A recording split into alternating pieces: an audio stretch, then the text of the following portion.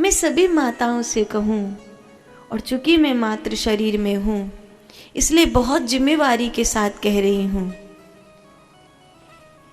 कि चाहे जग रूठे या घर घूरा रूठे,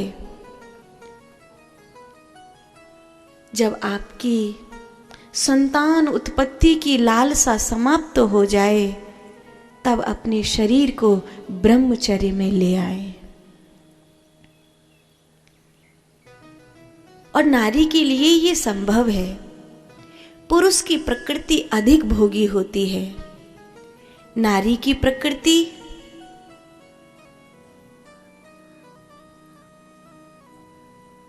भोग वृत्ति में होती है, लेकिन अगर वो इच्छा करे तो पुरुष की अपेक्षा स्वयं को भोगों से जल्दी निकाल सकती है।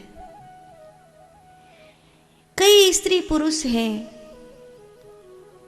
जो संतान बड़ी बड़ी हो गई है, अब उनको और बेटा बेटी पैदा करने नहीं है, उसके बावजूद सहवास में उतर रहे हैं, उसके बावजूद भोग वासनाओं की पूर्ति कर रहे हैं, देह तुराई कर रहे हैं। क्यों? और कई तो ऐसे हैं जिनका अपनी स्त्री या अपने पुरुष से मन नहीं भरता, उसने कई स्त्रियां ढूंढ रखी हैं, उसने कई पुरुष ढूंढ रखे हैं। अभी थोड़े दिन पहले एक स्त्री मिली थी, कह रही थी गुरु माँ मेरा अपने पति से अलग भी एक शारीरिक संबंध है, क्या वो पाप है? तो मैंने कहा हाँ, निश्चित पाप है। संतान उत्पत्ति के अलावा कहीं भी भोग वृत्ति पाप है। भोग वृत्ति जो मैथुनी सृष्टि है वो केवल और केवल संतान उत्पत्ति के लिए है। संतान उत्पत्ति की अपेक्षा जब तक आपको है तभी तक स्त्री पुरुष का पति पत्नी के रूप में शारीरिक संबंध होना चाहिए। उसके बाद शिव कहते हैं हे पार्वती,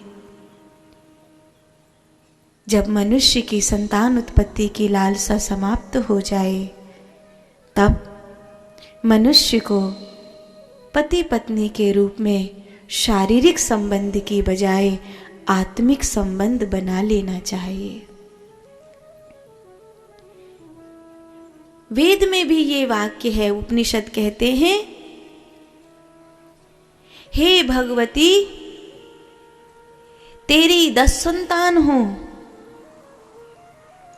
और 10वां पुत्र तेरा पति बने। वेद का वाक्य है ये कि तेरा पति 10वां पुत्र तेरा पति बने। इसका कहने का क्या मतलब है कि जब स्त्री पुरुष की संतान उत्पत्ति की लालसा समाप्त हो जाए तब अपने पति को भी पुत्र के नाई देखना, अपनी पत्नी को अपनी मां की तरह देखना। ये गंगा जब से उल्टी बही है, आसने किरणने पानी, भोजन में, आसन में, क्रीड़ा में, यात्रा में, शयन में, वार्ता में, ये 8 जगह ऐसी हैं मनुस्मृति कहती है जहां मनुष्य ने भोग ले आया वहां मनुष्य मनुष्य न रहकर सुकर कुकर बन जाता है। आसने शयने पाने भोजने क्रीडने तथा। मेरी बात आपको समझ में आ रही है? कड़वी तो नहीं लग रही है? समझने का प्रयास करना। मैं आपको संन्यास धर्म की वो बात बता रही हूं जो आपके जीवन को मुक्ति की ओर ले जाएगी, आपको जन्म मरण के चक्कर से बचाएगी।